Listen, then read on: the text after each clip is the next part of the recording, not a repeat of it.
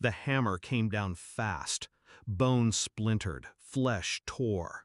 My scream barely left my throat before his laugh drowned it out. "Useless girls don't need fingers," my father sneered. Mom spat, voice like venom.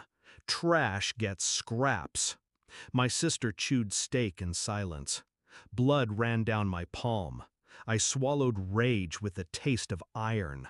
That night, as they feasted, I learned what hunger really was. And I swore they'd choke on what I'd become. I used to beg for love. When I was small, I believed I was the problem.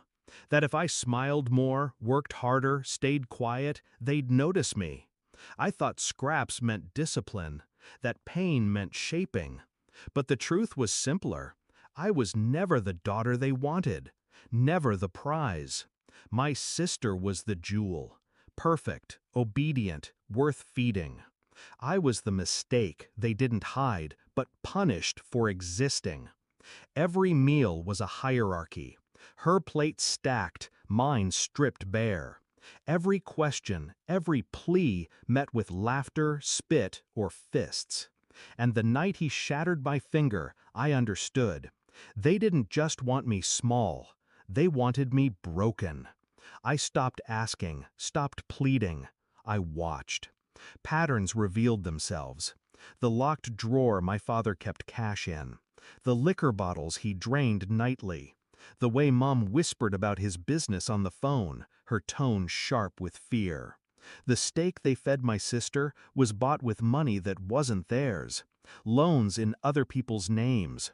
Fraud buried in paperwork.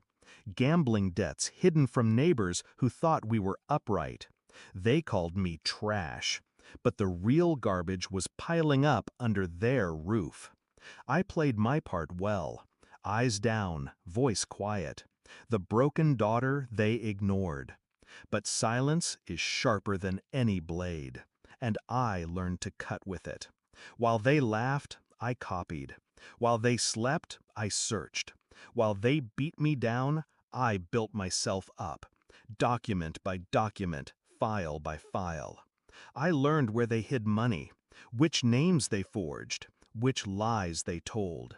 And slowly I pulled the strings together until their entire rotten house of cards sat in my hands. The plan wasn't fire, it wasn't screaming, it was paper.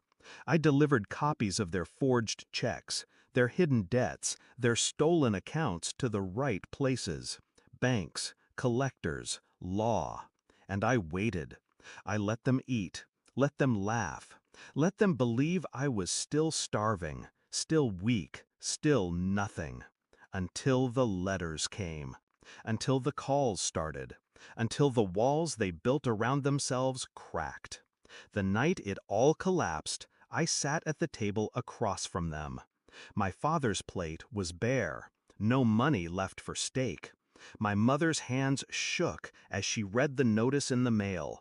Accounts frozen, debts called in, charges filed. My sister sobbed, mascara streaking down her cheeks, her college fund gone, her pedestal kicked out from under her. Dad's face was red with fury. "Who did this?" Mom hissed, "This is your fault." I lifted my broken hand, scarred jagged where the bone had once jutted. My voice was calm. "You fed me scraps. Tonight, I fed you truth." Their laughter died in their throats, and for the first time in my life, they were the ones starving. The fallout was slow but brutal. The creditors came first, then the police. Neighbors whispered, friends vanished, reputations crumbled. Dad's business was stripped bare, every dirty secret dragged into daylight. Mom's venom turned inward, her tongue silenced by shame she couldn't spit out.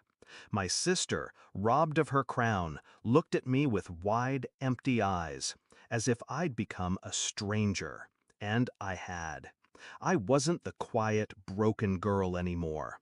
I was the storm they created.